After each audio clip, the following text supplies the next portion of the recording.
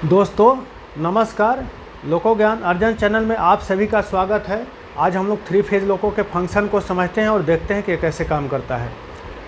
तो हमारे 3 फेज लोको में यानी कि G9 या WP7 या W5 लोको में जब हम लोग पिंटो रेस करते हैं तो ये PT यानी कि पोटेंशियल ट्रांसफार्मर सर्विस में आता है और जिसके कारण हम लोग का वोल्टेज कैप में दिखाने लगता है। और ET1 पिंटो रेस होते हैं, ET1 सर्विस में आ जाता है और VCB क्लोज करते हैं, ET2 सर्विस में आ जाता है। तो ये सर्ज रजिस्टर है जो आकाशीय बिजली वगैरह से रक्षा करता है, लोगों को रक्षा करता है। ये गैपलेस होता है और जब DJ क्लोज होता है तो ये 25 kV का जो वोल्टेज होता है इसके थ्रू ये मेन ट्रांसफार्मर में आता है और मेन ट्रांसफार्मर 25 kV से आवेशित हो जाता है। ये OCR 78 है जो QLM की तरह काम करता है। और ये हमारे WG9 लोको में 6 कॉइल होता है और WP7 लोको में 7 कॉइल होता है। तो देखिए 1 2 3 4 5 6 और एक 7 ये होटल लोड का कॉइल रहता है जो WP7 या WP5 लोको में होता है और WG9 लोको में केवल 6 ही कॉइल होता है, ये होटल लोड वाला नहीं रहता है।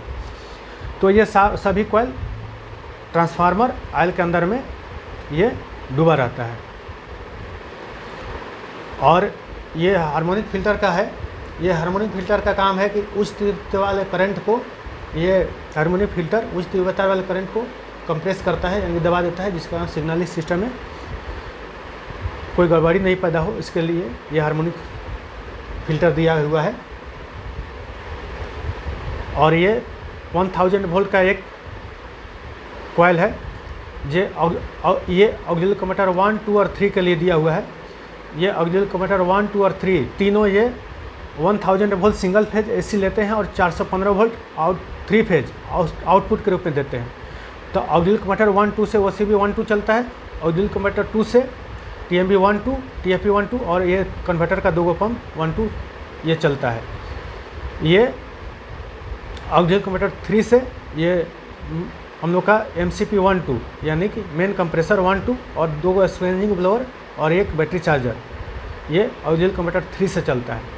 तो ये तीनों कन्वर्टर जो है ये ऑक्सिलरी कन्वर्टर 1 2 और 3 आउटपुट के रूप में ये 415 वोल्ट 3 फेज AC सप्लाई देते हैं। ये होटल लोड का कॉइल है। ये WP5 और WP7 लोको में रहता है। ये सिंगल फेज 960 वोल्ट AC लेता है और 750 3 फेज AC आउटपुट के रूप में देता है। ये सिंगल कॉइल रहता है और इसका कैप के अंदर में ये मशीन रूम के अंदर में 2 यूनिट रहता है। और ये मेन कन्वर्टर है हम लोग का यानी कि SR1 और SR2। तो ये मेन कन्वर्टर जो है 3 चीज़ों से बना हुआ है। ये लाइन कन्वर्टर, DC लिंक और ड्राइव कन्वर्टर। तो ये इसका 2 कॉइल है 1269 वोल्ट यानी कि 1269 वोल्ट का 2 कॉइल दिया हुआ है। ये सिंगल फेज AC लेता है।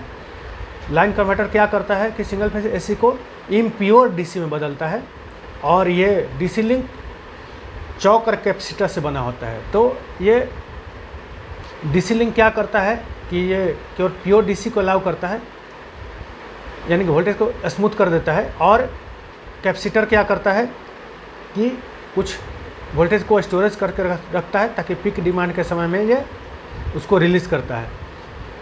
और ये ड्राइव कन्वर्टर क्या करता है कि प्योर DC को 3 फेज AC में बदलता है।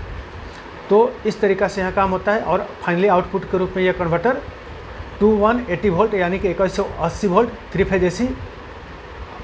फेज AC सप्लाई आउटपुट के रूप में देता है। उसी तरह से ये कन्वर्टर 2 जो है SR2 जो है इसमें भी सेम वही काम होता है कि ये लाइन कन्वर्टर, DC लिंक और ड्राइव कन्वर्टर होता है। ये 1269 वोल्ट का 1269 वोल्ट का 2 कॉइल दिया हुआ है।